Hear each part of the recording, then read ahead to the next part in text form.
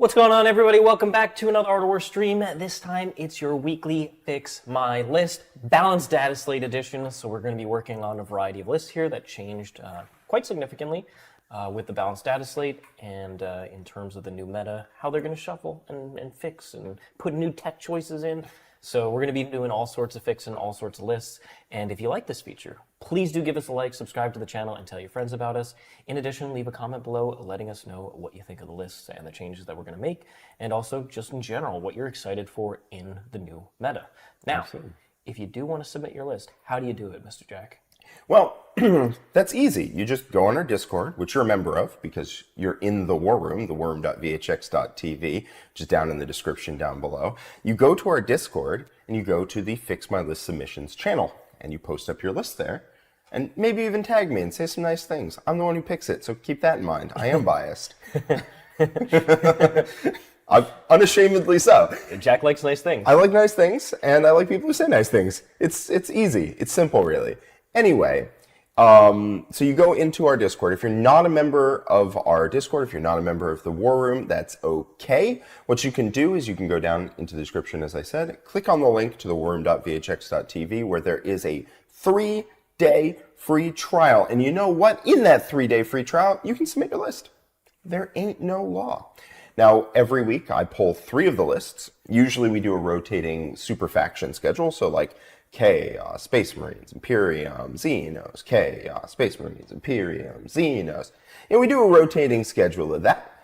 And I pick 3 lists every week and that I think are interesting, that would have interesting things to talk about. If your list, I don't think, can be changed enough to make it interesting, i.e. you wrote a damn good list, I will put a gold star on it. And you know, you are a special little boy with a gold star. But then you can always submit other lists and, for different factions.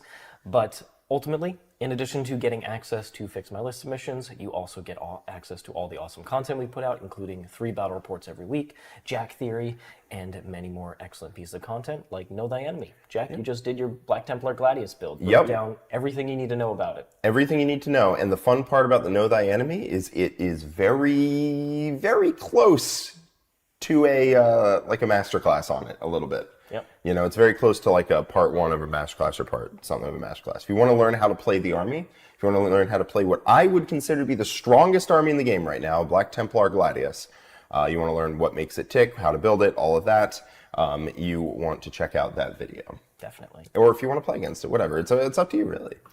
All right, so without further ado, let's go ahead and dive into our first list here. And I want to preface this by saying, you know what my favorite part of a balanced data slate is? Favorite part of a meta shift? People trying weird stuff. Try new things. Try new things. It makes me excited. Yeah. So with no further introduction, here's Fulgrim the Eternal's World Eaters. Let me see if he has any kind of comments on it. So as I said, he's doing some stuff. He's doing some stuff here. Why don't you tell us what's in this list? Yeah, so going through just fundamentally what's in here is we got Angron, Big Daddy himself. He is the Lord of the World Eaters and an actually amazing model. He's part of the core of why this army is quite strong. Then you have 2 units of Jackals, your kind of little trash units that can screen and sit on objectives, but also they help interact with your whatever the blood dice mechanic. Yeah. So they, with an icon, so they sticky objectives if they start their turn on it, which is great for your home field. And then they also, if they're on an objective, they will re-roll a die on your blood type. Very helpful, consistency. Which is functionally like rolling an extra one because you take one that you can't use and roll it and get another one. So if you have 2 squads of Jackals on 2 objectives, you're functionally rolling 10 dice for your blood ties results, which is very helpful. Then we got 3 Defilers. I have no idea what a Defiler does. I've never seen one on the table, maybe in 3rd edition, but no idea what that is, so you're going to have to read the stats on that. We'll get there. And then we've got the Khorne Lord of Skulls. That thing is a boss. We got Angron and a Lord of Skulls. Let's go! And we have a Scarbrand allied in with Bloodletters to access him due to the new Chaos Demon ally rules. And that's the list. Not a lot of units here, but there is some beef. No, there's a lot of beef. So Angron is great. He's amazing. I hope he never changes. I think he's super cool. Jackals are great to sticky objectives. The rest of the list is big chungus. Big chungus. Just there, ready to go. Just beef. So a little bit of background here. So Fulgrim the Eternal says, just to break out of the usual thought process when talking about world eaters after the balanced slate, something completely different. Do you see any potential? All right. So the Khorne Lord of Skulls, I do actually see potential in it. And do you know how you know that, Richard? Why? It's because I'm taking it to a GT this weekend. If Jack is taking it to a GT, it is legit. That is just period. I think it is good enough to where you can make it work, and that's what I'm looking for, because the big, stupid, red boy is awesome and cool, and I want to play with him. Yeah, he's a huge axe. He's damage 8.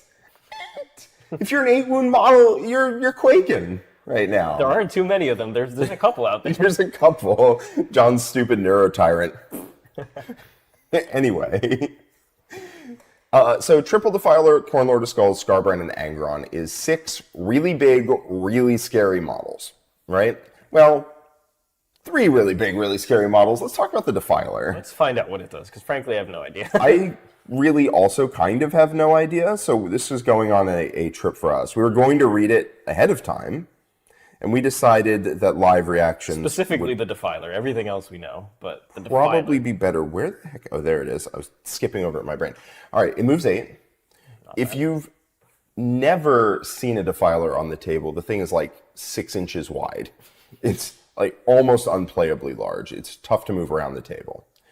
It's movement 8, toughness 10, with a 3-up, 5-up, 14 wounds. It's OC 5, so it holds objectives pretty good.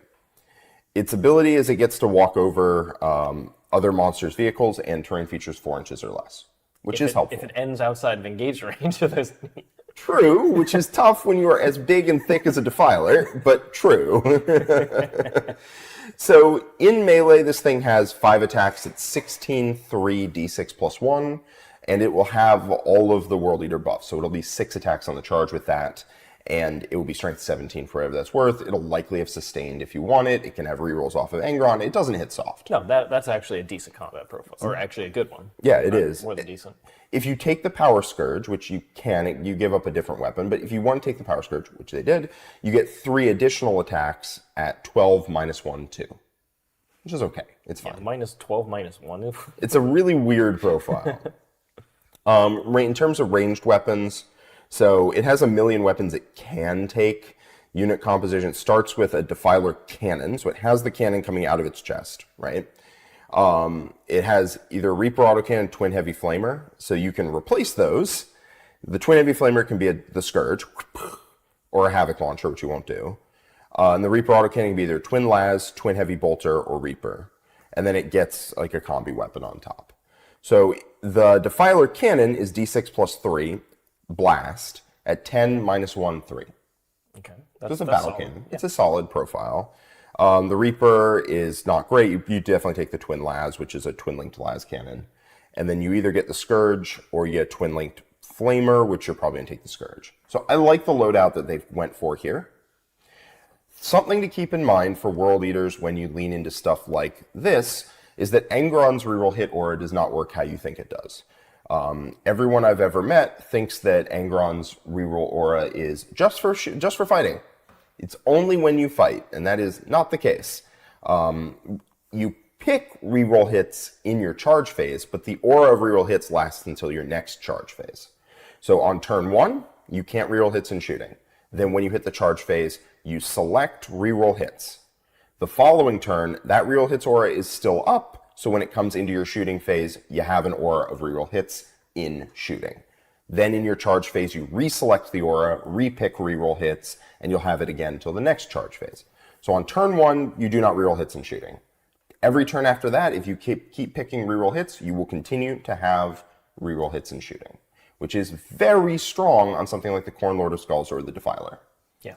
Well, the Defiler, kind of. It's fine, yeah. It actually helps the consistency of the unit. So what's your opinion on the Defiler here?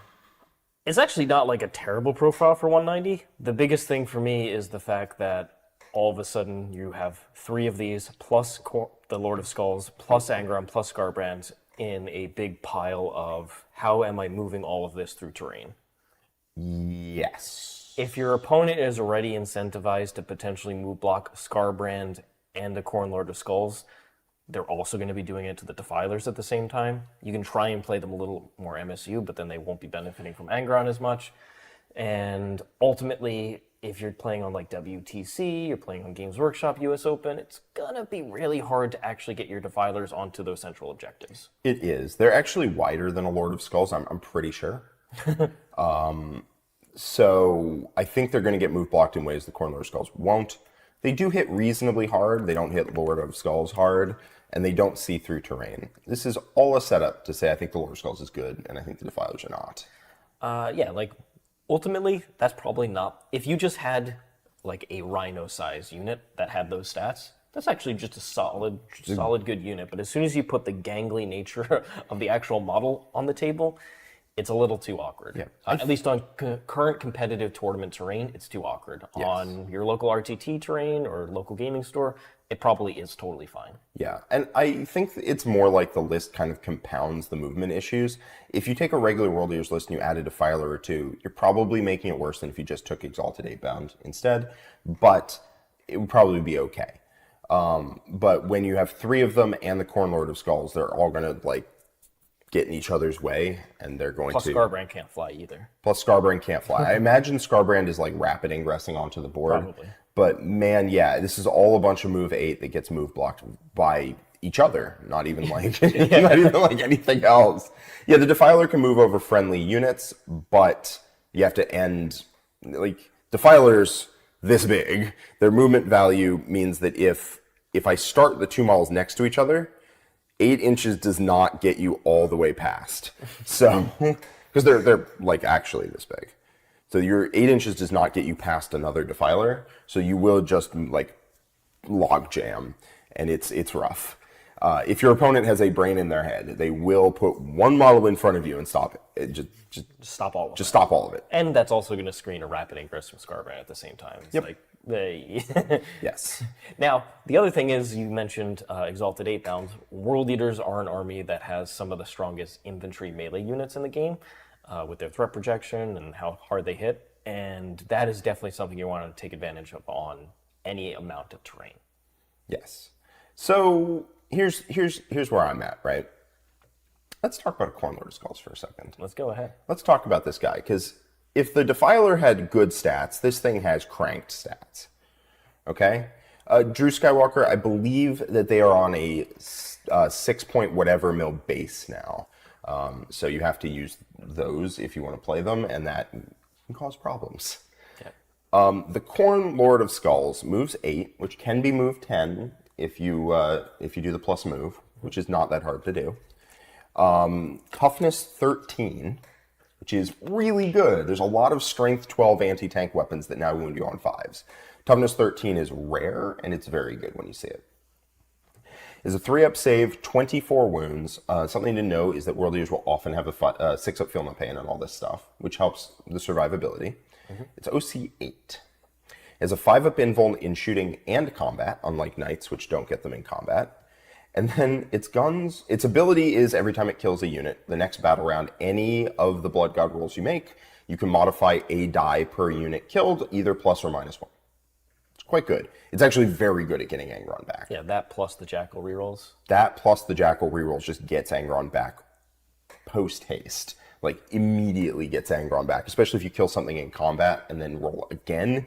2 rolls where you can modify dice and reroll them with the Jackals means that you're getting Angron back almost every time. And that is very helpful. You don't have Favor in here, but even so, you're going to get back quite quickly. Anyway, so that's all great, but I'm sure it doesn't do that much damage.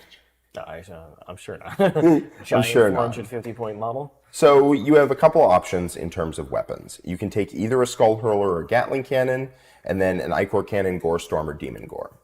That's the chest one. Yeah. The Ichor Cannon is bad, and I will not talk about it anymore. Okay. It is AP 2, damage 2. It's not great. It's not good. So the chest one, you can take either a Demon Gore, which is D6 blast at 18-inch range, at 14 for D6 plus 2. That's a solid profile. That's a solid profile. Hits on 3s? Hits on 3s. And you'll have reroll hits off Angron on turn 2+. The other one from the chest is 24 inches, not 18, D6 plus 3 shots blast at 10 minus 2 damage 3. Okay. Those are both interchangeable a little bit, but I prefer the higher strength and higher AP of the Demon Gore. I want the shots to actually stick as opposed to bouncing off of Armor of Contempt, cover, all of that. Is one blast and one's not? Or They're both blast. They're both blast, okay. So I personally prefer the Demon Gore cannon just because I want the shots to go through. I don't want them to pop Armor of Contempt and cover and take 2s and 3s and just bounce the whole thing. Yep. And Strength 14 is tight. The other gun, you're going to take either the Hades Gatling Cannon or the Skull Hurler, and it's the Skull Hurler. The Gatling Cannon, they both are infinity range, 48 or 60 on the Skull Hurler. The Hades Gatling Cannon is 12 shots at 822 with sustained, which is pretty good. Yep. The Skull Hurler is 2d6 shots at 14 minus 3/3. The minus really matters. When you don't ignore cover, as soon as you're only AP2 and don't ignore cover, it's a problem because those AOC units or just 2-ups in cover are annoying. Yes. But AP3? AP3, perfect. Strength 14, perfect. Damage 3, perfect. So I'm going to switch you over real quick to Demon Gore and Skull Hurler. Also, why wouldn't you want to hurl skulls? He's a skull hand. He throws skulls at you. That was one of the most ridiculous things in 40k. It's so dumb. It's so dumb, but like it's gone past dumb into awesome. Like, all right, so we've got this guy, and you think he's genuinely he just fits into a World Eaters list. I think he can work. I need more testing, and my impression is that the optimal World Eaters list does not include a Khorne Lord of Skulls. But I think he brings some unique stuff to the table, and I think he's awesome. Okay. And I don't think you're holding yourself back by taking a Lord of Skullsness. Like, I don't think it's dead weight. But you were mentioning one of the things is he could really help a Custodes matchup. That could be tough. I do think he actually helps out against Custodes. Against Custodes, if you are World Eaters and you are pure combat, they save all of their CP for fights first, -1 damage, and they only pop their fort, feel no pain in the fight phase. And life is hard. It's very hard into that. They will be fighting first all over the place. They'll be -1 damage all over the place. They will be fort, feel no pain just to shut down any activation you get because they know exactly where your units are. The Lord of Skulls is made out of shooting that is save or die, right? It's all strength 14. It's all you fail a save and you're dead. So, and it'll reroll hits off Angron. So if you can point at a unit and say, would you like to pop defenses? And they pop any level of defenses, we're chilling. Because if they spend 2 CP on -1 damage, that's not a fight first or a -1 damage in the fight phase I have to worry about. Mm-hmm. If they pop their fort, feel no pain, that is not a fort, feel no pain I have to worry about later. If you point at 2 units and ask them if they want to pop their fort, feel no pain, and they both do, money in the bank, right? And if they don't pop any defenses, or even if they do, the thing rips into units, right? You can kill anywhere between like the whole unit or 2 to 3 guys, but they're not going to want to take that risk. They also don't kill this thing back in combat. Not even remotely. Even with +1 to wound, like they'll chip it down, but it's going to just be hurling in there. It's skull hurling. Also, the Skull Hurler is not blast, so you can shoot it down below you. Also, for a feel no pain, -1 damage is great, but like when you're getting a bunch of strength 8 attacks, so it's sustained. It's damage like, 8, yeah. Damage 8, yeah. Yeah, so that's the fun part is it can charge a Warden unit. They fight first, you go -1 damage, because you can -1 damage this thing in combat. And then you tank shock them. Tank shock will do 6 mortals, kill 1. Then you swing and you'll hand them, if you use full buffs, right? +1 to wound wardens, counteracts the -1 to wound. Angron gives you real hits, you have sustained. If you do that, you'll hand them like 7 saves, where if they fail it, it's like, I don't care that you're -1 damage with fort, feel no pain, you're dead. And so you go in and you're just like, all right, either the whole unit or something close to it is dying, regardless of your fights first, regardless of any of your defensive abilities. So I think it's actually quite good in the Custodes matchup, and if they don't take the tanks, they cannot do anything about him. Yeah. Like, they cannot shoot him. It has to be Trajan himself with his unit making a charge into the Lord of Skulls. That's the only way it dies. Yeah. And even then, it's not guaranteed. Even then, it's not guaranteed. High toughness with a feel no pain and invulns, like, that can be rough. So that's why I like it in Custodes. Other matchups, it ranges from side grady to like downgrade-y, but I still really like it. It brings something unique to the table. World Eaters don't shoot. Now they do. And they shoot credibly enough that your opponent can't just tank it, right? They can't just be like, I'm sure that won't hurt. It'll hurt.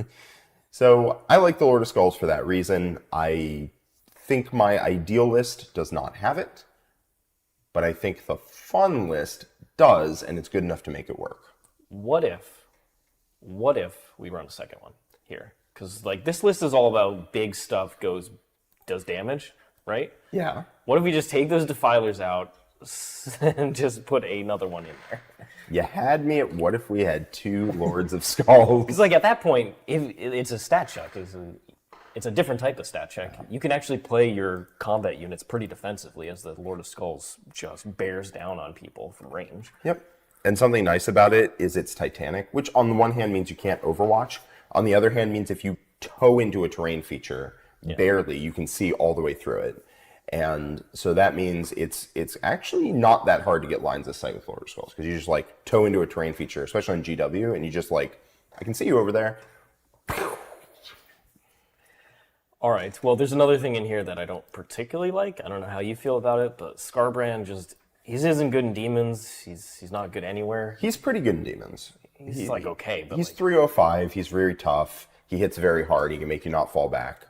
I think he's worth it in demons. I don't think that World Eaters need what he brings to the table at all. Yeah. Especially not at the price point of taking a Bloodletter unit, right? Like you have to take a unit that I'm not too much of a fan of. well, you don't have Ren Masters or any of that stuff, so Yeah. you're not really buffing them to the hilt. But let's see where we're at once What is that core looking like? Let me navigate out of my World Eaters list entitled Don't Just Let Your Memes Be Dreams, which is the list I've submitted. So if we cut all the Defilers and we include a second Lord of Skulls, we have an incredibly powerful fire base, as well as just something that's a bear to deal with, right?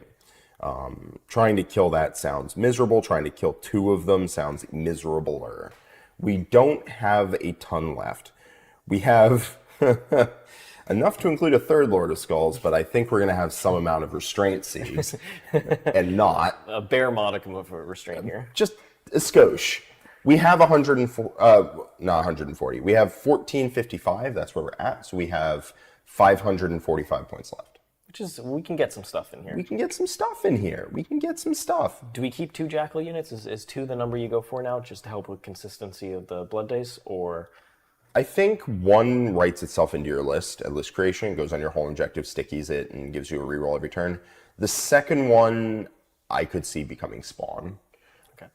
My stance on Jackals, after having played them, is that they are the worst skirmish unit in the game.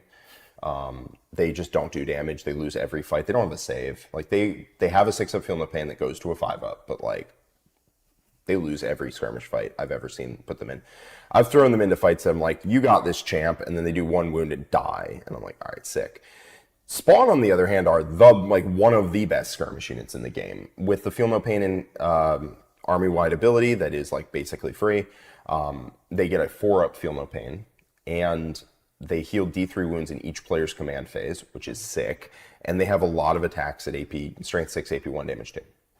So I like Spawn quite a bit as a skirmisher, and I think I kind of want to write in 1 unit of Jackals, 2 units of Spawn, which is my standard package for World Eaters. All right. And how many points do these spawn? They are 65 for 2. For 2? Okay. So you only get 2 models, but at the same time, they're much more durable and actually do some amount of damage. Yep, and they move faster, and I like them quite a bit. They're very good for spawing, for running up the board and sticking objectives when your opponent commits to kill them, and nothing kills them just accidentally. You have to throw a real unit into them. 4-up armor, cover, 4-up Feel No Pain is a bear. So I quite like them. So 1 unit Jackals, 2 units of Spawn is my standard complement for mission play. And let me see how much that leaves us with. Boop, boop. Leaves us with 485. Okay, so between Exalted 8-bound and regular 8-bound, I know you like at least 1 unit of regular to get the reroll 1s to wound. I like that, especially with Angron and Lord of Skulls. You just get them somewhere near the base, and then they're like... Yeah, so we'll probably want to throw 3 mana of that in there for sure. And then do you just fill it with Exalted 8-bounds? Or do you try and run more stuff, like a Karn package? I think the Karn package is a little too expensive here. The full unit is 375, which is a lot. That's 2 squads of Exalted 8-bound and then some. It is good, but when you're this strapped for points, I'd probably lean towards just filling out the rest of the points with 8-bound. Okay. I think 8-bound are one of the best data sheets that we have. Even at their increased points cost, I'm still just like, I'm taking them. So 1 unit of 3 8-bound. They scout natively, which is sick. They're 145 now, which makes me sad. And where are we at? There we go. We have 340 points left, which is exactly 2 units of Exalted 8-bound. Not exactly, sorry. You get 20 points left, but that is life sometimes. Regular 8-bound, I really like just the 1 unit, Ryan. I just like the 1. It gives me real 1s to wound when you need it. And they scout natively, and they're a really good skirmish piece as well. Yeah. So if we take them, and we copy and paste it over, and we go Exalted. Exalted. You know what? It's going to have the font difference, and that's going to have to be okay. We could go a 6-man Exalted, which is also fine. Like, if you want to use that hammer, you can. We got 3 hammers, though. We do have 3 hammers, yes.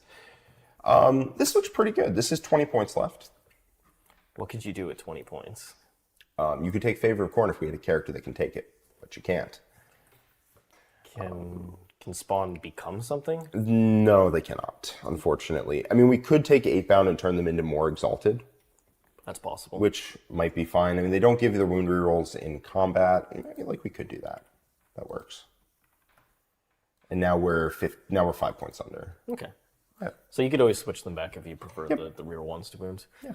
How do you feel about that? This feels like a list where I look at it and I'm like, wow, that sucks. And then I put it on the table and I'm like, let's go.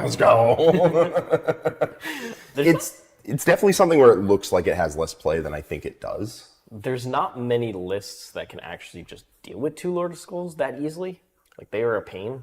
And you have redundancy there. Like, that's probably that might be one of the better lists World Eaters can run into Custodes, frankly. Yeah. If they just have no good answer to it, and even with -1 damage, if 2 of them shell you, you are dead.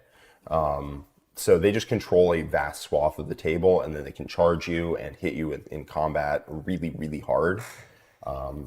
And yeah, the shooting is just really good. It can keep Trajan out, which is the point here. We have enough screening to make sure that Trajan can't rapid hit a Khorne Lord of Skulls and just shoot him, because that's the only way they could even kill him, is to hit it with Trajan's unit. And then there is also the fact of, like, if they do manage to connect Trajan's unit and they do kill it, you just pick up Trajan's unit in response, and you still have 2 pieces, Angron and the Khorne Lord of Skulls, that they have a hell of a time trying to deal with. If you lose it, you can throw Angron around like a complete doofus, because the Khorne Lord of Skulls will just bring him back. So, like, if you sling Angron in, you're like, all right, he'll pop -1 damage if you throw anyone but Trajan in. They throw Trajan in, you're like, fair enough, you got him, Chief. And then the Lord of Skulls do Lord of Skulls things to your opponent, and you're like, Angron is back immediately. They're like, oh, well, I have wasted my time. Trajan's dead, and it's a bad time. Angron can splatter Custodes. He just can, right? It's going to be 9 attacks at save or die, with rerolls to hit sustained that'll wound on 2s. Even into Wardens, because you pop +1 wound. And you're just like, save or die, take like 9 of these. Take like 9 saves, so if you fail any of your dead, you're dead. And they just like, oh, I lost 4. It's like, let's go! So I think this actually does give a lot of problems to Custodes. On WTC terrain, I don't know how it moves around the board, but I think on GW you have enough open space to be able to make it work. Yeah, and then you play, the frontline format or UKTC, and you can almost certainly move these things around. Mm-hmm. And you have the Exalted 8-bound that can cause problems. 3 Exalted 8-bound can kill something, pile into a tank, or consolidate into a tank, and just be like, you might be able to fall back, you might not. Yeah, and if the tank can't fall back, you still shoot it with Lord of Skulls. Yes, because the Skull Hurler is not blast. So you're just like, and then you charge. Yeah, it's great. So I think this is a list that actually does better than it might appear. You could always cut one of the Lord of Skulls, but that would be going against the theme here. It would be going against the theme. It would turn very quickly into the list I'm playing, which is -1 Lord of Skulls, plus 3 Exalted 8-bound to make 1 a 6-man, plus 3 regular 8-bound, and some other stuff too. Karn package? No, I don't have the Karn package. Maybe that can't possibly be it. What do I get? Oh, and Lord Invocatus. And then I think that is actually what it With is. you saying that, I don't like the difference between the Lord of Skulls and the stuff you mentioned isn't like that dramatic. No, it's really not. With you talking about the difference, I'm like, 2 Lord of Skulls. Like that. 2 Lord of Skulls is pretty scary. Like, if you look what I cut for... So, yeah, it's Lord of Skulls down. I get Invocatus. I get a unit of 6 Exalted 8-bound instead of 3. I get a unit of 3 regular 8-bound. If you look at that, it's like... You're like, World Eaters are always an army that looks worse on paper, and then you put it on the table and you're like, oh, wow. Wow. It's just so killy. It's just so killy. It's just so killy, and the threat ranges are insane. So, yeah. And, like, if you look what I cut for the first Lord of Skulls, it's 10 Berserkers and the Juggler Lord. Plus the character that goes in them and a Rhino, but, like... Lord of Skulls, man. Lord of Skulls, man. He big, he thick, he shoot hard, he punch hard. All right. So that, I think, is where I would probably end it. Cool. Yeah, I think that is actually a really annoying list for a lot of armies to play against. Yeah, Like, I don't think Necron wants to play this. no, I don't want to play against multiple Lord of Skulls. Into a firefight with the Lord of Skulls here. Yeah, it's not great. It's bad. They also kill a Catan on average if you charge them. You tank shock them, and then you hit them with a bunch of damage 8.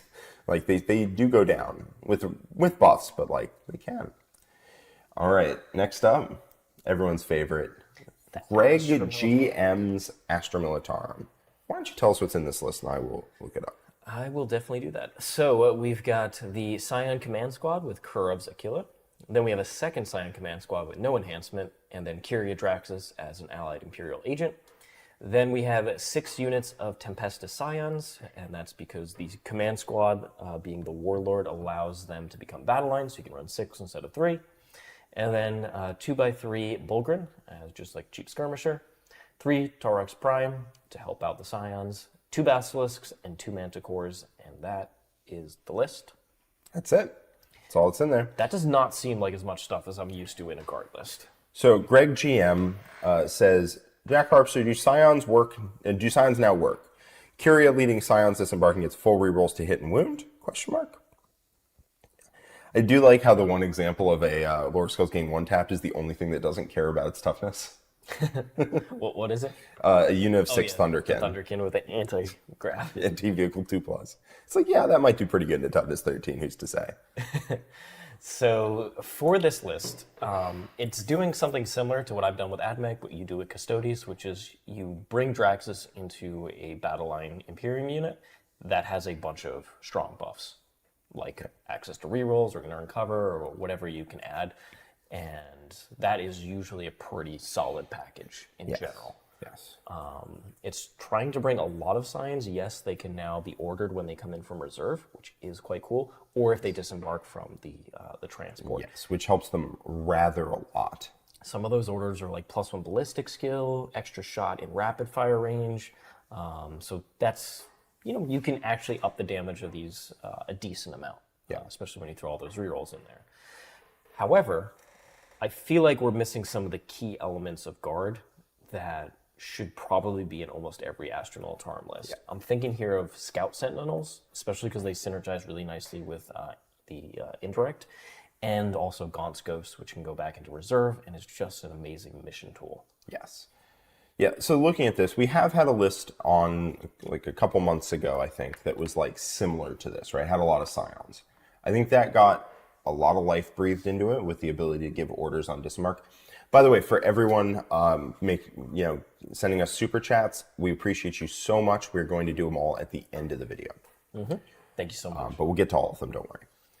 So looking at this, it has Indirect, which is, what you need. I think it's going like the last list that we looked at, right? The last Scion spam list. This one got better. This one started out with better units in it. Basilisk Manticores, as opposed to going purely into the infantry. But I think it still goes a little bit over the top. What's your opinion? My opinion is that this list is split between doing 2 different things. One is it putting a lot of emphasis on trying to control the middle of the board with a lot of Scions, a lot of damage in there with the transports. But then it's also trying to have the indirect castle, but not bringing the support pieces that are best to support it. So I think it's trying to do too many things. I think we should honestly design a very directional, control the center with a lot of guns type of list, and forget about indirect. Or run a piece and not have to run all the support for it. I mean, what we can do also is like 6 units of Tempestus Scions plus 2 Scion Command Squads plus Torox Prime is holding the list back, right? Oh yeah. Because you just have too much of... Too many Scions. Too many Scions, right? You're going too hard into this, you're getting rid of stuff. I think we could pare back this package, right? Lose probably about, a Scion Command Squad, 3 Scion units at least. Well, cut 3 Scion units for sure. Yeah, like that's, we might even go down to 2. If you want to put Scions in reserve and bring them in, you have a better option. It's Kasrkin. And yes, Scions are battle line if you take a command squad as a warlord. Which lets you run 6 of them, but frankly, not super needed. No. What is Curve Aquila? Curves Aquila, good question, is it's Vect. It's Vect. It's Vect. Fair enough. Fair enough. If you It's want like 40 points, but it is Vect. Okay. we'll keep it in for now, but It's a lot. we might end up cutting that. I think if you take the Scions, if you're taking Scions that come in off reserves, I think Kasrkin are just like better. I mean, Scions do deep strike, but like Kasrkins hand themselves in extra order. So you come in and you're like rapid fire additional shot and +1 to hit, or +1 ballistic skill. So I'm fine keeping the science here because that's the theme they want to go with, but definitely agree on that. So in my opinion, I think we probably want to discard the Manticores, frankly. Like I said, we're not really going for the package. I think we want more directional shooting to support. We control the center with guns, and indirect chips down at opponents. It doesn't just kill whole units. Manticore does kill whole units. It does, but like look at the price. Is it killing it quick enough to justify that? If you go fully into it, then yes. But if we're not doing that, then probably no. I like Basilisks just to pick up random stuff and slow people down. Yep, that is quite nice. I'm down to cut the Manticores if that's a direction you're feeling. Because what I'm feeling is Demolisher tank commanders also need to be in this list. They are one of the strongest guard units, period. Yes. Also, they give orders to the indirect, and that feels like a thing you want. So let's go to a tank commander. At least one. If we're taking one, we're giving it the voice of command, or not voice of command, whatever the enhancement's called to let it... Voice of command is their army rule. That's their army rule. It is, I believe it's drill commander. No, it is grand strategist. It's the issue an extra order. Yes. Yeah. So let's grab that. So we'll get the Demolisher tank commander in here. And if we have it, I'm going to just go, come on, there we go. So, tank commander, and it is, if we give it the enhancement, it's 220, otherwise it's 205. I'm just going to start it out at 220 and put in Grand Strategist, and we can take it out if we want. Yep. Okay, let's go ahead and add Gaunt's Ghosts, because I think it is just one of the best mission tools that Guard have. Yeah, it's real damn good. Gaunt's Ghosts. There we are. Okay, so we are now back up to 1985. So we're just going to have to make cuts if we want more stuff. Oh, we're going to cut. Oh, I haven't cut the Manticores yet, so let me do that. That gives us a lot more points. So we have 375. And this is Gaunt's Ghosts. Then I think the bare minimum you want is just 2 Scout Sentinels. You can bring them back. They have forward pressure, more in terms of scoring, and they can tie things up.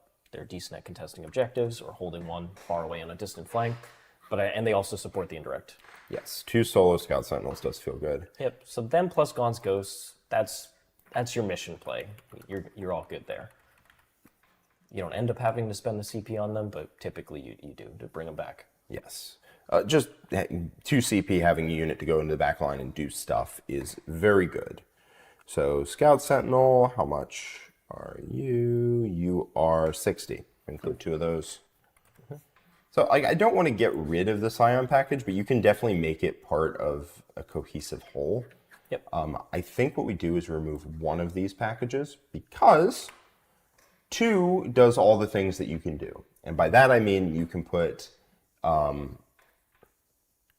the Premier Psychers in there with Draxus.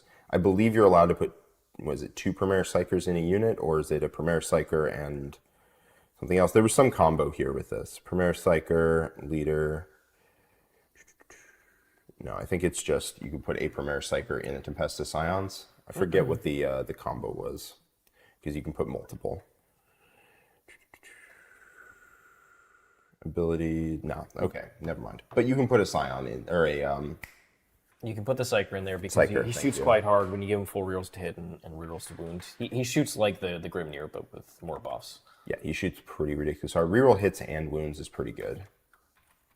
Now, the command squads here, they're allowing us to order the Scions.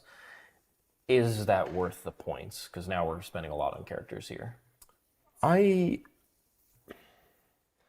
think it's fine if we take like different characters. Like Creed would be fine. She can order twice. You can take, honestly, you can take Leontis because you don't have to not anymore. Let me see how much a Premier Psyker is. You do not have to not take Leontis because taking Leontis is forced to be your warlord. I'm going to add a unit back in because I thought you could double character, but I suppose that was a memory from a time that does not exist. Now we have 2 command squads, Draxus and a Psyker. Yep, and I'm putting a Psyker in the second unit as well. Okay. Because they shoot. So here, I do want the second command squad to just be Leontis. Because he orders everybody all the time. He also orders the tank commander to hit +1. Nobody else can order the tank commander. I feel like we're cutting the Vect here for sure. Yeah, we're about to, for sure. 40 points. I think we're also cutting the second command squad because we don't need them. Leontis. And Leontis just goes by himself. Just don't let him get shot because that'd be cool. Just, he goes by himself. And we do that. Let's see where we're at after this. This still gives us 3 Scion squads that shoot as hard as you're going to make them shoot, realistically. And we have enough orders for everyone to have a good time, which is something I'm invested in. So Basilisk, Bulgrim, Scout Sentinels, 3 units of Tempestus Scions. All of this with the 3 Torox Primes is 1790. All right, we definitely want another Demolisher tank commander. Let's get that bad boy in here. All right. Or not a tank command. It doesn't have to be a commander. It can be just a regular Demolisher tank. I do like the tank commander, personally. If we do that, he's going to come in at 205. And if we have Leontis and we don't have a big tank line in the back, I don't think we need actually a ton of orders. So I think that's totally fine. I like the fact that the tank commanders shoot back when they die, which is huge. Yeah, that is very annoying. It's super aggravating. Gotta be honest. The amount of pain that I feel at that point. And then Basilisk, if I wanted to round the list out, I'd take a third. This is now over points. We would need to find a way to cut, maybe cut into the Basilisk. How many points? If we took a third Basilisk, it would be over by 115. Okay, yeah, we don't need the Basilisk, so honestly, what could we mess with? We can degrade a Bulgrin squad down to another Scout Sentinel. We can, which helps. I don't know if we actually need Bulgrin here. That's 160. No, I mean Scout Sentinels and Gaunt's Ghosts are kind of doing what they're up to. Yeah. I like the firepower of just Scions hopping out with real hits and wounds. Go ahead, and delete the Psychers. Bulgrin. That's 160. It's 160. Bulgrin are decent, but I do think we're doing their job here. I don't think we need 3 Basilisks though. This leaves us with 45. Let's take a look at our order sitch, right? Leontis orders the tank commanders and another squad. Tank commanders order the Basilisks. Gaunt's Ghost orders Scions. They're not getting +1 to hit out of transports, but that could be okay. But they're going to reroll, so it's not the end of the world. They're going to reroll. They could also get orders to get +1 shot, which is pretty decent. Yeah. That could come from Leontis if you want to start pushing them up board a little bit, get them out, issue the order, and then walk forward and shoot. That could definitely work. As far as our direct line of fire, right, we have 2 tank commanders, we have 30 Scions, I think that's a decent amount. Basilisks pick up all kinds of nonsense in the back. What we could do with our extra 45 points is we could turn one of these into a Manticore, or we could just get rid of it and include a better, like, straight-up tank. Yeah. Because we do have 180 points if we cut this. Is that a regular a Demolisher tank commander? Or not tank commanders? Is a regular, like, Demolisher? Let me see. I don't believe so, because they have their own abilities, so I think they cost a similar amount of points. Yeah, they cost 200. 200. Okay. 200. So we would need to cut 20 points to make that. I don't see us doing that. No, that'll be tough. No. So 45 points. 45. 45. 45 points. If we're looking at this, I mean, it could be just taking Vect on a tank commander. I know John would do that in a heartbeat, because, yeah, you can do that. We can spend 40 on tank commander to get Vect. All right, he had Vect in the list. Screw Armor of Contempt. Put it back. Let's go. All right. You guys didn't see anything. Veiled Blade. It's Veiled Blade. Oh, no, not the Veiled Blade. Kurov's Aquila. There we go. And he becomes 245. This has a reasonable amount of orders. Leontis has orders for the tank commander. The tank commanders have orders for the basilisks. You can go additional order with a tank commander if you so choose. Basilisks are there just to pick up all the little nonsense. Yep, we got Scout Sentinels to help spot. Yep. And decent amount of forward pressure. I mean, between 2 Demolisher tanks plus the primary Psyker package with the Scions and the Primes, it's a good amount of. You're on the center objectives. You're getting hit. We have triple Torox Primes to do actions once the units get out. We have Gaunt's Ghost and double Scout Sentinel. It seems pretty good. Draxus plus a double Primaris Psyker actually does good work coming out of real hits and wounds Scion units.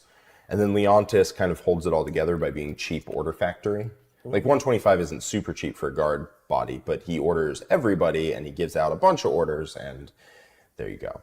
I think he also gives you a CP every turn, which helps out quite a lot. Because you're going to want to be using that like plus AP or whatnot.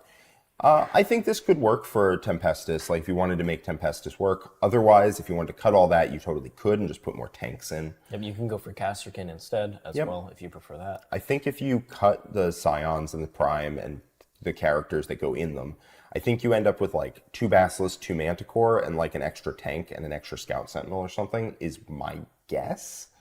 You might end up actually with more than that. Because I think you could end up with 3 Manticores for just what you get off of the Primes and Scions with some points left over. And then I think you get a tank with the points left over and Draxus and the Psychers. So you could end up with like 3 additional Manticores and an extra tank. Yeah. And that would be pretty damn scary. So I don't know. Like, we'd have to definitely see how hard the Scions hit and if they're worth it to have all those extra bodies in there. Yep. But that is what Greg wants. He wants some Scions. And I think this is probably the most that you would really want to run. I think 3 units coming in, because you can, like, 3 units out of 3 Torox Primes is probably where I would go with that. And then you don't have to take the command squads, which I don't really want to take. All right. Custodes! Custodes. Red Rum. So he's going for something unique here. So why don't you read out what he has? I will pull up his comments. Yep. So he's got 2 Shield Captains on Jetbike, which is a name you haven't heard in quite a while, along with 3 units of 3 Virtus Praetors. So he's got a lot more bikes than you ever see in Custodes. Then he has 6 Venatori Custodians with the Lances. That's another very fast-moving unit that hits pretty hard. 4 Prosecutors as the cheap unit, alongside 2 units of Witch Seekers. And then 2 Caladius Grav Tanks with the Arachnus Heavy Blaze Cannon. Yep. Somebody points out in the chat a very good point here, which is Draxus can no longer join the Scions because they're not battle line. That's fair. Primary Psyker. You can take 3 Primary Psychers. There you go. All right. I don't think running the command squad is worth it just to get the battle line. Yeah. To run Draxus, just run a primary Probably Psyker. not. And then I think you end up with points for actually the extra order on the tank commander. Whatever that one is. Grand Strategist. Thank you. I think you end up with enough points for Grand Strategist. So, 20. Grand. The grandest of strategists. Which helps solve some of our order issues. All right. So he's going for Fast Stodes, which is a build that I made in 9th edition when I released my master class for Custodes. And Fastodes kind of caught on. It was basically maximum bikes, maximum grav tanks, and you just like ran at your opponent just shooting.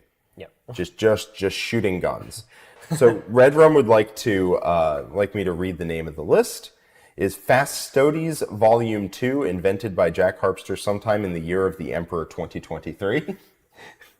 And then the comments are trying out something fun for an upcoming RTT. I'm curious to see what you would change about it. I think there is a version with more Venatari and some Sagittarium Guard, but I wanted to give bikes a try. I'd love to see what you do with it. Cheers. So possibly Sagittarium, possibly more Venatari, but let's take a look. The idea is to go quick and hit your opponent and move fast. Yeah, you're not trundling up the board with pure durability. Right. So do you know what a shield captain on Jetbike does? Yes, he's quite good. He is very good. He came down 40 points in the Dataslate. Oh, that's a lot. 40 points is a lot. It doesn't happen that often. No, it doesn't. He came down 40. Each of the bikes came down 5, which is a little embarrassing on the part of the bikes, but whatever.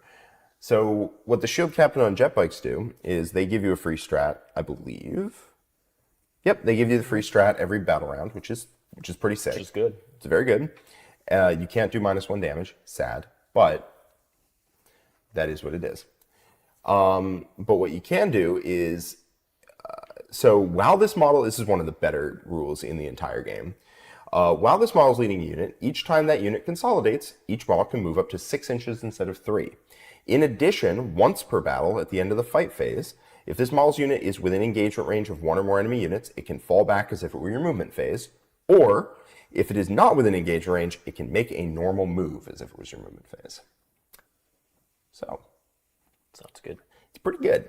So, consolidating 6 inches instead of 3 is just a solid rule. You have it all the time.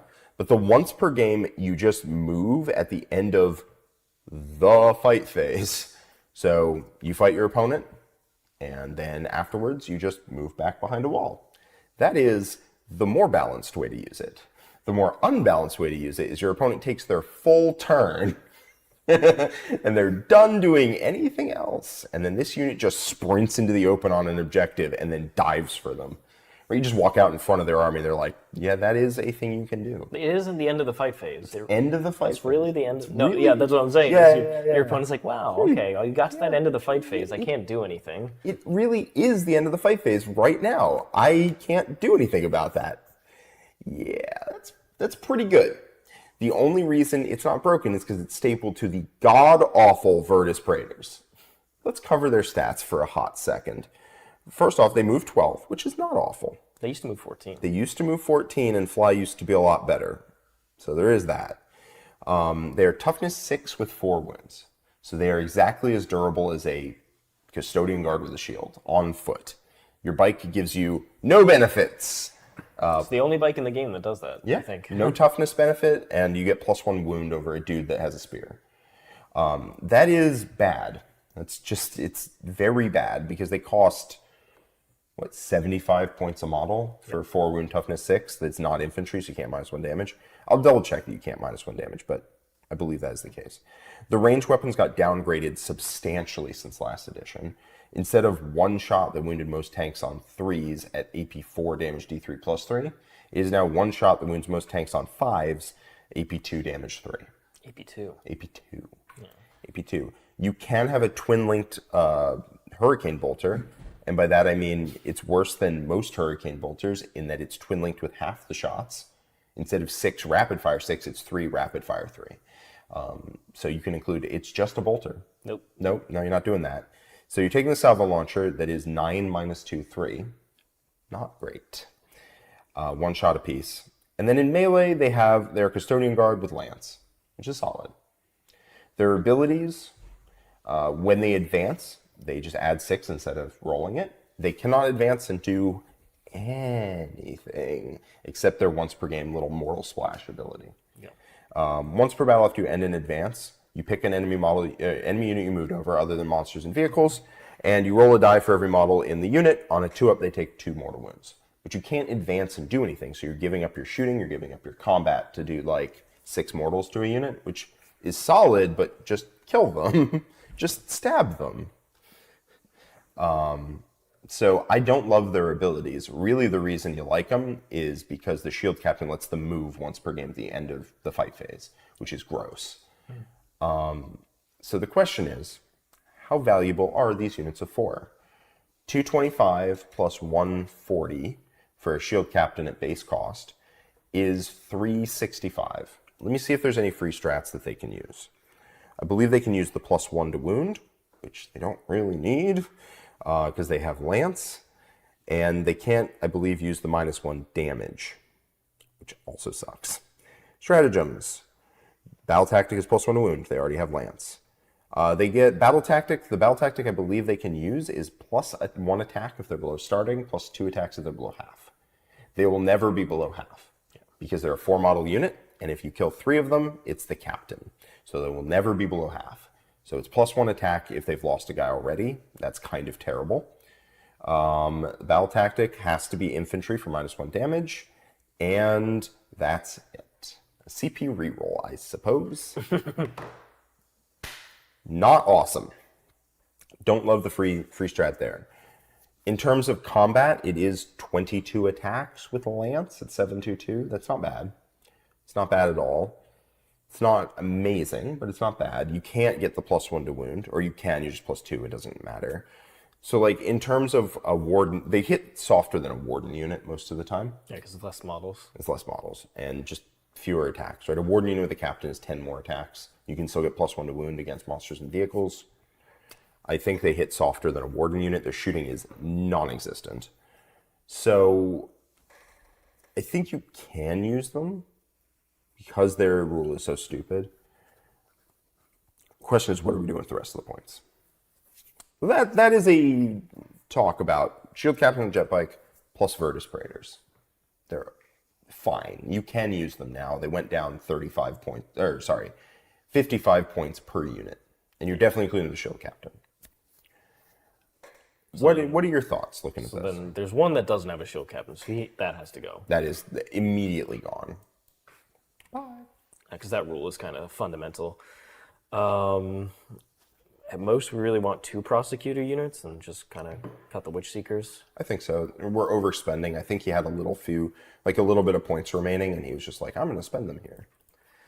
Okay, well, so in terms of speed units, it is literally the bikes and the Venatari. I remember you had an idea of running multiple Venatari units. Is that something you would reconsider? I think that's absolutely something that could work. Venatari rapid ingress for free, and even if you've already done it, so you can just you can just drop both units in on the same rapid ingress and go. So like on the same turn, right? Nothing's going on your side of the field. Yeah. Your opponent pushes out, and you just drop 2 squads of Venatari, and then at the end of your turn, both bike squads move up. And you're just like, hi, I've been meaning to talk to you about your car's extended warranty. Just ram everything in. Just, I don't think you need more than 2 Caladius, but I do like the 2 Caladius. Yeah. So how many points does this leave us with? Okay, all right, easy. It leaves us with negative 95 points. 2 squads of Venatari, 2 squads of Virtus Praetors, 2 Caladius, 2 prosecutors, 2 shield captains with the enhancements. Leaves us just over the line. Ceaseless Hunter is good because they don't necessarily kill things, and they're very easy to tie up, so I do think you need Ceaseless Hunter. Yeah. Veiled Blade gives you +2 attacks, and once per game you can triple your OC. That one is very cuttable, but I think that Ceaseless is not. So even if we cut it, though, we're still over by what? 70. 70. 70, which is a bit much. When we go down to 1 Caladius here? I feel like if we go down 1, we're going down 2, right? Maybe we go down a Jetbike squad and we get more like Venatari and Caladius stuff. Okay. So the Veiled one goes. Yeah. I like the Ceaseless Hunter one if you're not running Wardens.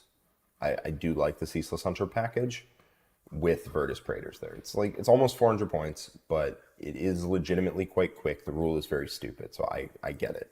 I'm going to just take a second 6-man Venatari in here and we're going to see how much we can wedge in as the last bit. So if we cut the shield captain there, we end up with 295 points, which is not enough to really do much of anything, unfortunately. Triple Caladius, baby. We could. What else could we do? The infantry bricks are all too expensive. They're all too expensive, and they're a little on the slow side. I mean, how many points did I say? 295? That is almost Draxus Guard. Draxus Guard would be good here. And do we need the Caladius in this build? Long range shooting. If we're just playing we're gonna dump our army into them in a turn. Yeah. Maybe we just try and have like one thing that so those can rapid ingress.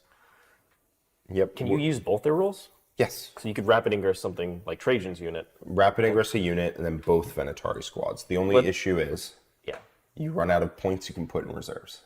That's fair. So if we include a 3-man Venatari squad, we're at exactly 1,000. And all 3 can come down rapid on the same turn and go. Let's do it. Let's get Trajan's unit, because Trajan's unit is the best rapid ingress threat. Okay, so we can do Trajan's unit. We'll have to cut, I think, one of the Venatari to a 3-man if we want to do that. Yeah, that's fine. So we're planning to rapid and hit them. And let's get Trajan, and I think Wardens are insane, so we're going to just include some Wardens here. Trajan Valoris. He is 160.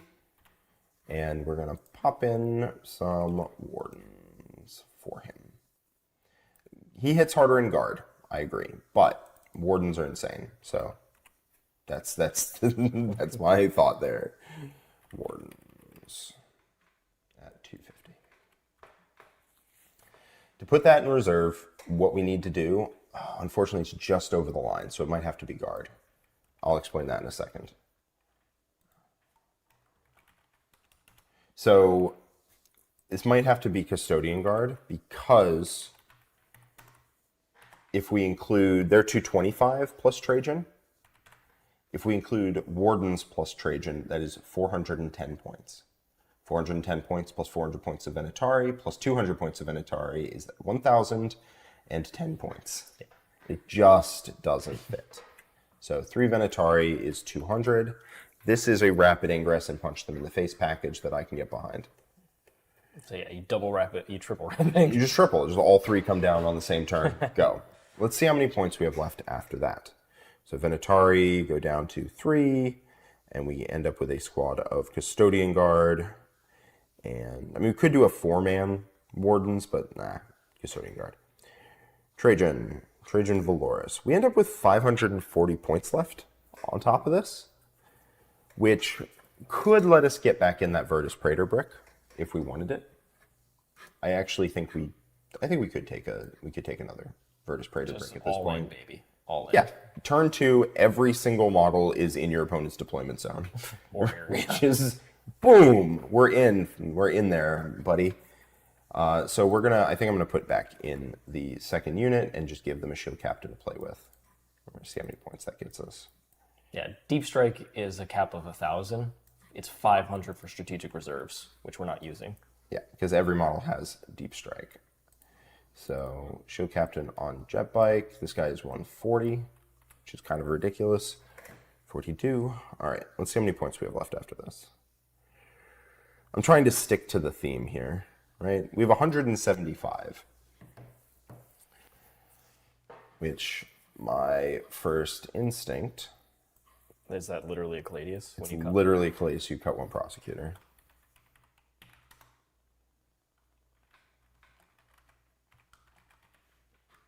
I hate the font thing.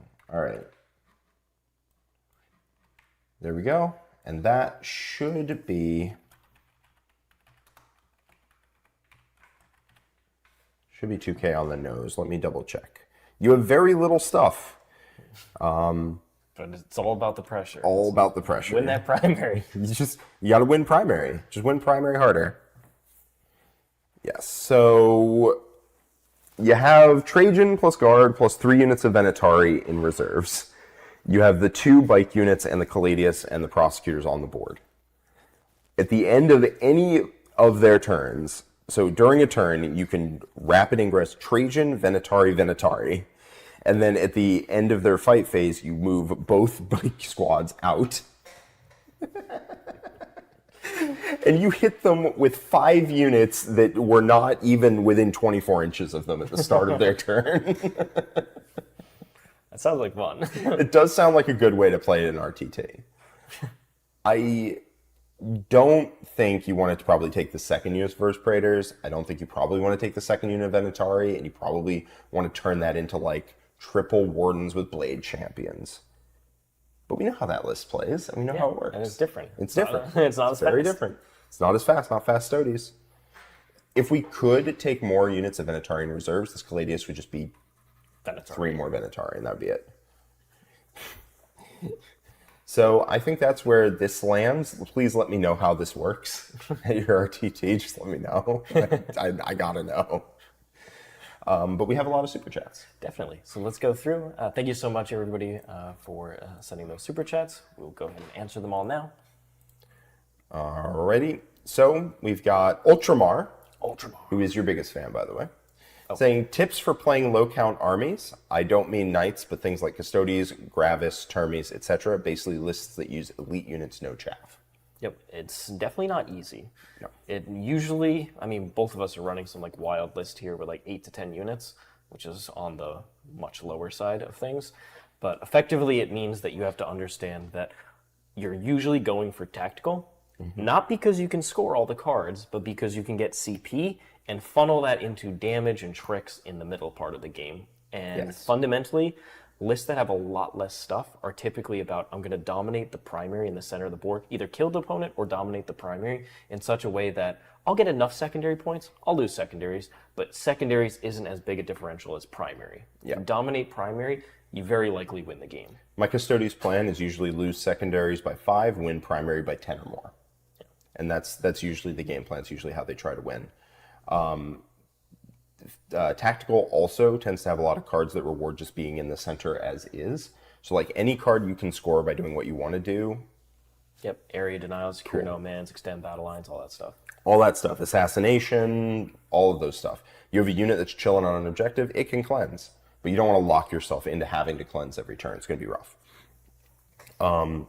Yeah, so that's basically it. Keep your eye on the primary. Don't let your units go off on like random chasing adventures around the board. The 2 points on investigate signals for doing 1 quarter might not be worth the positional loss. Yeah, a lot of the times like Eldar will leave like, oh, you get my swooping hawks. They're right over here. You could charge off the objective and get him. And it's like, that's not worth it because it'll take you 2 turns to get back to the objective. You're not doing anything else with your time. So make sure to focus on primary. Primary is going to where you're going to like make your mark in that game. Ryan G, $5 super chat, says, the top World Eaters player at my local store is running basically this list right now. He's testing out the Lord of Skulls, brought up many similar points you're bringing up. He knows what he's talking about. He knows what he's talking about. I'm excited to see the double. Let us know how the double Lord of Skulls works. Yes, please do. That's what I want to see. I think Lord of Skulls has a place in World Eaters armies. I'm going to test it out this weekend, find out how it is, and then we'll see. Maybe 1 is good, maybe 2 is better, maybe 0 is like optimal. We're going to find out. Is it stronger in the mirror matchup? Because you can -1 damage it in combat, and Angron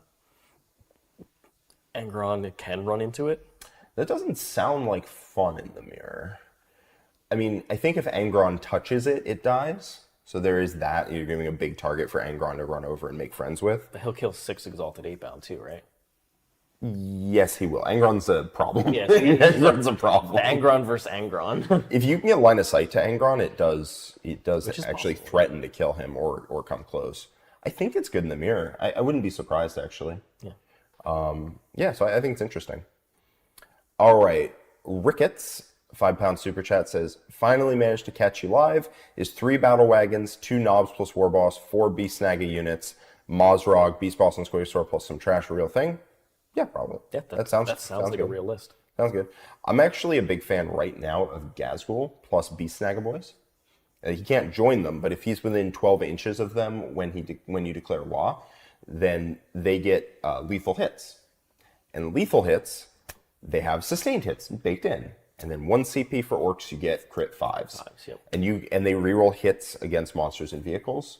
So you go into a Catan with four or 5 attacks apiece, and you just rip it in half. It's great. Lethal sustain 5s and full rerolls at strength 6 as well, not strength 5, so they're winning on 5s. It will just like tear a Catan in half, and I think that's a good break point to have. I also like flash gets right now. They're just really good. So that's stuff to think about. But yeah, all those units are good. Might want to tone down like 1 battle wagon, I think. I don't think you quite need 3. Anger Rises, $2 super chat, says, Seeks to try my Hypercrypt Destroyer cult list. It says, post the list in the comments. I'll definitely read it. I've been building up more Locust Destroyers. I have a second brick that I need to paint up, but I definitely really like them a lot in Hypercrypt with that mobility they bring. Yeah. Frox, €2 super chat, says, talk about the Custodians, get a good boy cookie. Here's your good boy cookie. You got the good boy cookie. Yeah. Delicious. Thanks so much. Ultramar, another $2 super chat, says, I'm a Codex compliant boy living in a Gravis world. Gravis is great. Pretty good. All those Gravis bodies are like, what's the worst Gravis? Is it the Heavy Intercessor? And it's not even that bad? It's not so bad. Cheap now? It's so dirt cheap. Yeah, it's got to be the worst Gravis body, but it's still pretty good. Yeah, because like Aggressors are super good. The Inceptors are awesome. Eradicators are good. Awesome. Yeah. Inceptor changed. Like, they went up 20 points, and they're still really good. Yeah. Sagwolf says, hey, Jack, can we get a preview of your Wolves list? Well, if I play it on stream, it's very likely to be the White Wolves, the Stormlands. The Stormlands. That seems pretty decent. I want to give that a shot. Alternatively, a Gladius. A Gladius, you can have like little 5-man Wolfen squads running around with Lance plus 1 AP if you want. Various units that are good in the Gladius. I'd have to really take a look at that, but those are the 2 detachments I'm really looking at. Shane Dupuis, $5 super chat, is a Tau pure suit list viable? Richard. Viable? Probably, honestly. You could probably try and play Monster Mash Tau with like 3 Ghost Keels, 3 Riptides, and try and run like Stealth Suits as your MSU and go that way. Is it going to be as strong as your typical competitive Tau list? No. But you could probably run that to an RTT and do pretty decent with it, frankly. Breachers, unfortunately, are one of the key aspects of Tau, and not running any would be a big loss, in my opinion. So that would be the main downside, but like MSU Tau totally works, and if you run mostly suits, it's still gonna be fine in a lot of matchups. Yeah. George Hutley with a £5 super chat says, are any of the Deathwatch kill teams playable, or do they need some points cut and or rules changes? I think Indomitor might be good enough. You know off the top of your head what Indomitor for kill team is? That's the Gravis one? Is it? Or is that Fortis? I need to check. I know you're not talking about the one with the Infiltrator and the... No, that's the Reaper. Spectrus. Yeah. Yes, Indomitor is the Gravis one. Yep. I think the Gravis one could be all right. You get 5 to 10 heavy... Oh, this is a kill... This is the... No, that's the index. Okay. Yeah, that's it. Unit composition, 5 to 10 heavy intercessors, 2 heavy intercessors. Is this from the... It's the Indomitor kill team? Heavy intercessor with Power Fist, heavy intercessor with Melter Rifles. I've never seen this before in my life. Hold on. Look at the Fortis. Deathwatch. Index. Just making sure that... Okay. Indomitor. Yeah, okay. There's heavy intercessors with different weapons. What is happening? Maybe They're not like aggressors. They're not eradicators. They're not inceptors. They're heavy intercessors with jump packs, heavy intercessors with melter rifles, heavy intercessors with power fists. Maybe the app just has a written error and nobody looks at Deathwatch data sheets. I mean, that's totally possible. I mean, I'm assuming that you get, yeah, it looks like you just get 2 aggressors with a different name, 2 inceptors with a different name, and 2 eradicators with a different name. You go up to 10 models total. Mm-hmm. And you can get, so it's 10 models max, and you can get, 5 of the specialist guys. +1 to hit if it's below starting strength, +1 to wound if it's below half. I don't think that's super good. It's 270. The regular kill team is still fine. You can run the heavy Thunderhammers in there, and they hit reasonably hard. The Proteus kill team is still the best. I think with the points increases, it's still the best one. Yeah, even so. I mean, this unit is not like too expensive, right? It's 270. You get 5 heavy intercessors and 5. You get like 2 inceptors, 2 aggressors, and an eradicator. It's just that the thing about those units and why they're good in Space Marines is their data sheet ability for each of those individual units is really good. Yes, real hits, wounds, and damage is pretty solid. The aggressors one is kind of mediocre, but their profile's also not like insane. And then the inceptor one showing up 3 away is like the reason you take it. Yeah, I mean, John's personal opinion is that like Deathwatch kind of overlaps with Vanguard Space Marines at the moment, and you probably get a stronger Deathwatch list just doing Vanguard. But Black Spear, if you do it, I would still run Proteus kill teams personally. Yeah. We have $10 super chat from Super Baharoth. He's been having good luck with Fire Discipline Desolators in their Gladius, with Eldar, Dark Eldar, Scout, small Necron units being tops. Killing 1 unit a turn is very helpful. So that unit is, like, it's good, right? You take I think a Lieutenant can join them, they get lethal sustained 5s. That unit's not bad. What I really want for Fire Discipline is the overwhelming, just your dead levels of firepower. And you don't get that out of 5 Desolators. I agree it's good to kill like little stuff around the board, but I actually don't think you need a ton of help with that. I think the thing that I really want in the Gladius is the ability to have a unit that just levels a unit a turn in shooting, and your opponent has to deal with them. And then because they're in Gravis armor, either aggressors or eradicators, they take a lot of resources to deal with while the rest of the army is stabbing them in the face. And because what I want to do is I want to pin people between bad options, right? Which of my things that is killing you to death do you want to deal with? And if you give them a bunch of options, none of which are very good because the rest of the army is going to kill them. But if you have Desolators, then they have to sit back, which means the rest of your list doesn't want to go in because it's giving them one thing to kill, one thing to deal with. And it takes the play style of the Gladius, where I think it's like this high pressure, high damage army, and it kind of diffuses it a little bit. That's where I would be at. If you want to try and make a control Gladius build, which is a little hard to do, to be honest with you, I don't think it rewards that very well, but you can, then the Desolators are a consideration. Omax KO, £5 super chat, is a bit of a dumb question, but is it possible to even make Shining Spears work? I'm just desperate to get the new models off the shelf. Do you want a little joy in your life? Do you want to find out what Shining Spears do? Or don't do, I think is more accurate. I have not seen them on the table yet. Do you know what they do? In this edition, no. Okay, here you go, Chief. They were very good in the last edition. All right, Shining Spears. Why don't you go ahead and read those profiles for me? All right, so we got 14-inch move. That's pretty good. It's pretty good. T4, obviously +1 on their normal. 3-up save, 3 wounds on the XR, 2 on the other, leadership 6, 2 OC each. They have a 5-up invuln. And if the unit advances or makes a charge move until the start of the next turn, they get a 4-up invuln. That's not bad. That's not bad. Their Laser Lance is Strength 6, AP 2 damage, 1. But Yeah, it's a shooting attack, yeah. Yeah. And then the Star Lance on the Sergeant is a little bit stronger, Strength 9, AP 3, 2 damage. Your 2 twin shuriken catapults and a shuriken cannon. That's all fine. All right.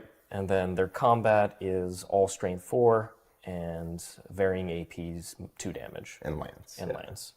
How many points would you pay for that? Hold on. Oh, they have an ability. Each time an attack targets them, they're -1 to hit. How much would you pay for a Marine that moves 14 inches and has like some combat but not insane? I would pay maybe like 90 points, 30 points a model. Go ahead, check it.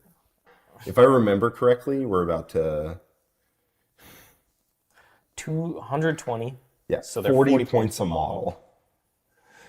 So yeah, they need a decrease, but Eldar don't need any decreases right now. So I do think Shining Spears are just like cripplingly overcosted. I think they need to be sub 30 points before you could see them because they don't do a ton of damage. Their data sheet is that of a skirmisher, and then they're priced like a killer. Yeah, that's I think the best way to put it. It's unfortunate, but they're just so inefficient. If you do run them as a 3-man and don't spend tons of points and just have them skirmish at other stuff. If they were like 3 wounds generally and like 4 on the X-Arc and they were like strength 6 with Lance, I could see it. But for 2 wounds, 3 on the X-Arc, it's just they fold immediately and they're 40 points a model. And they're only toughness 4 with the 3-up. Like, yeah. All right. how would you play against an all-Gravis army from Ultramar? Would I play against it? If let's just say that's 18 Inceptors. Yeah. How would you beat 18 Inceptors? It's easy. Like, what's the trick? The trick is that you bring a bunch of no-go 12-inch, you can't come in from reserve, or you have to layer a lot of screening. It's not easy, for sure, especially if they can teleport like in Vanguard. But this is where having cheap stuff. If you are an army that has like a bunch of real units, like I played my Grey Knights into John's Ultramarines Vanguard against 15 Inceptors, and you can check that game out in the War Room.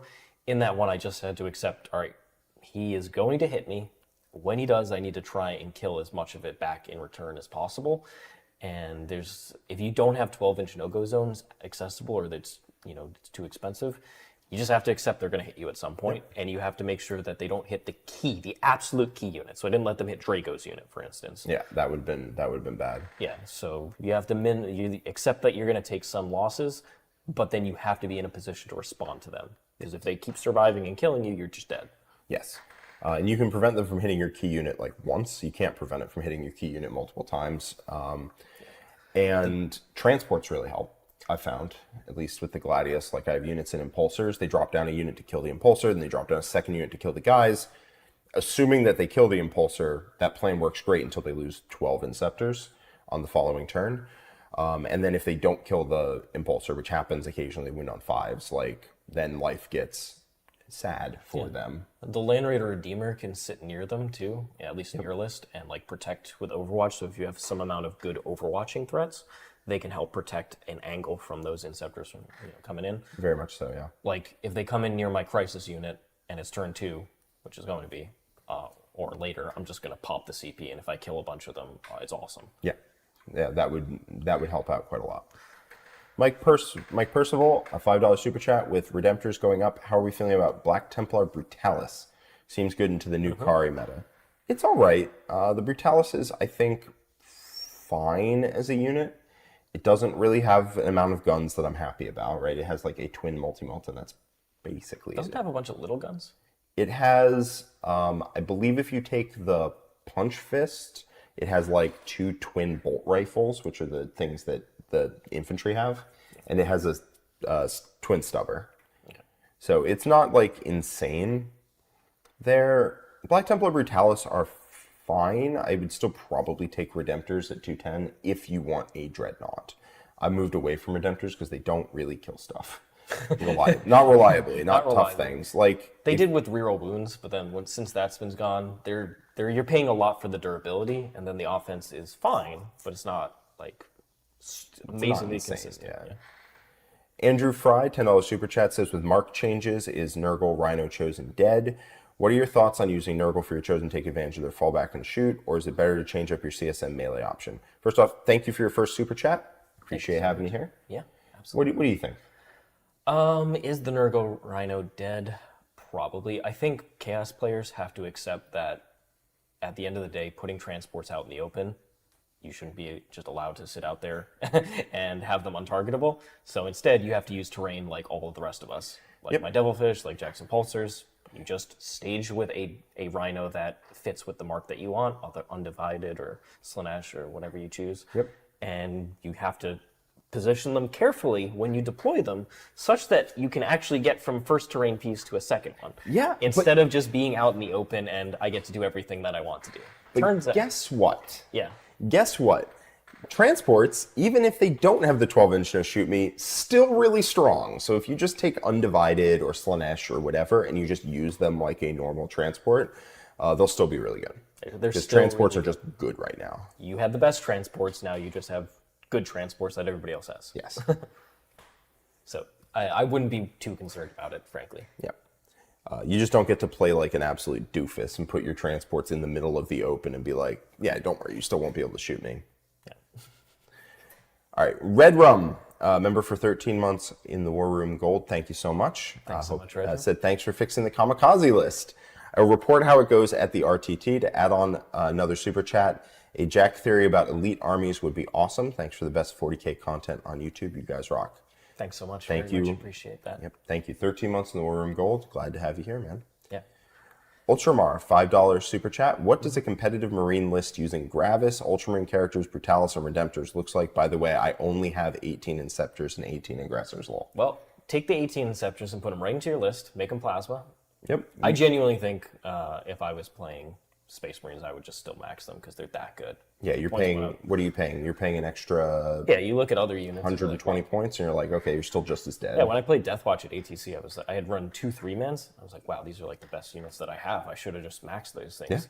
Yeah, so I love them. You're going to play Ultramarines Vanguard, so take inspiration from John's list because it's the best way to play Ultramarines. Get Marnius Calgar in there. You don't really need any of the other Ultramarine characters. Marnius Calgar is automatic, and then you can pick Aggressor Brick for him to go in with his Victrix guard. You can pick Heavy Intercessors for him to go in and be more of an OC thing, or you can pick Eradicators. Whatever you pick is awesome. It's pretty good. You can take Ventress and give, if you want to run Gravis, you can give Eradicators Deep Strike, and then teleport them around the board too, which is pretty good. It's very good. If you don't want to use Centurion Devastators, which it seems like you don't want to, that's totally fine. Do it on the Eradicators. If you put Calgar in a unit of Aggressors, you put Calgar in a unit of Eradicators, or into the Heavy Intercessors, you have a lot of mid-board presence. You tie him to an Apothecary Biologus with the give the unit Infiltrate, Blade Driven Deep. You put that unit in the center of the board. And then you have like 18 Inceptors, and you have maybe a unit of Eradicators with Deep Strike that you give from Ventress, and Ventress joins Company Heroes. That list is very solid. Yep. If you do really want to run Dreadnoughts, the infantry is typically better in that style. But if you really wanted to run them, I'd probably still be in Redemptors, like Jack said, over Brutalis. Yeah. All right. I think that is it for us for today. Thank you for joining us while we fix some of them lists and then do a bunch of super chats at the end. Yeah, we really appreciate everybody's support. If you like this type of content, please give us a like, subscribe to the channel, and tell your friends about us. In addition, leave a comment below letting us know what you think of the different lists here, and also just how you're feeling about the new meta, what you're excited about, what you're planning on playing. We'd love to hear those comments and read them. And in addition, if you want more content, and including being able to submit your list for Fix My List, check out the Worm, theworm.vhx.tv. There's a 3-day free trial on our own platform, including access to our iOS and Android apps. Or you can sign up on YouTube with the Bronze to Gold system, and that will also get you access to submitting a list. So absolutely, please do check out it. We got tons of content, 3 games every week, and we're every single faction is basically getting a state of the faction to give you our thoughts on where they fit in the meta, and also some list ideas. So if you're kind of where's my army supposed to go in the new meta? What should I be looking at? Well, we've got videos on all that. Absolutely. All right, until next time, bye-bye. Thanks, everybody. We'll see you next time.